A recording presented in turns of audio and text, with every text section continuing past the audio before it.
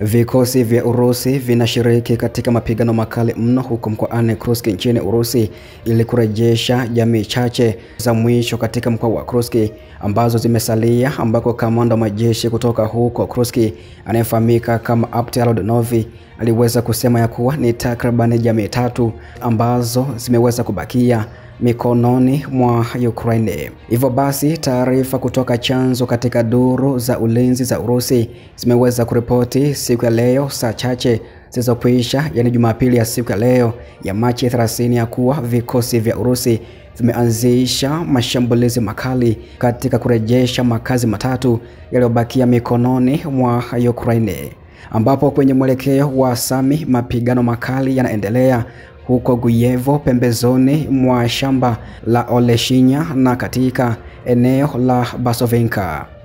Wapiganaji wa Urusi, yani wanajeshi wa Urusi, wanaendelea kuwaondoa wanajeshi wa Ukraine kutoka huko Guyevo, ambapo mapigano makali yanaendelea katika makazi yenyewe na pembezoni mwake. Chanzo cha ulinzi kimeweza kuripoti hivyo. Operesheni za kivita zinaendelea katika mkoa wa Sami, hasa katika eneo la makazi ya huko Basovinka, huko vikosi vya Urusi vimeweza kuondoa wanajeshi wa Ukraine kutoka ngome na wanadumisha mafanikio yao katika eneo hilo. Pia wanajeshi wa Ukraine wameweza kupoteza magari kadhaa ya mapigano kaskazini magharibi mwa Sudiza huko mkoani Kursk. Mwandishi wa habari pia kutoka shirika la habari la kiserikali la TASS ameweza kuripoti siku ya leo Jumapili ya Machi 30 katika eneo hilo, kutoka kwa makazi ya huko Oleguka hadi barabara ya huko Sudiza Kosenevo, kuna vifaa vyote vya kupambana vikiharibiwa kikamilifu na vikosi vya Urusi, na kwa kiasi kikubwa vikiwa na vifaa vya kijeshi vilivyoachwa na wanajeshi wa Ukraine wakati wakitoroka kutoka katika jimbo hilo. Vifaa vilivyoharibiwa na vikosi vya Urusi ni pamoja na vibebaji vya ulinzi vya M113 vya kivita na Abrams aina ya chui zilizotengenezwa nchini Ujerumani, na vifaru vilivyotengenezwa na Usovieti na aina mbalimbali za silaha katika jimbo hilo zimeweza kuharibiwa na vikosi vya Urusi.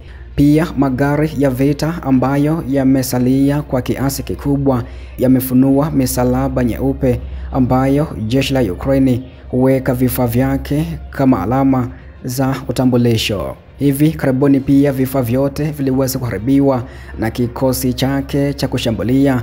Kamanda wa kikosi cha Urusi cha kukabiliana na ugaidi na ishara ya wito anayefahamika kama Vardai aliweza kuripoti hivyo. Kiwango kikubwa zaidi cha vifaa vya kijeshi vya Ukraine vilivyoharibiwa kimesalia kwenye makazi machache, hasa huko Malaya Lokinya, Nikoleskoye, Portibiki, Lebedevinka na kando ya barabara ya huko Koelevo wilayani Sudiza mkoani Kursk.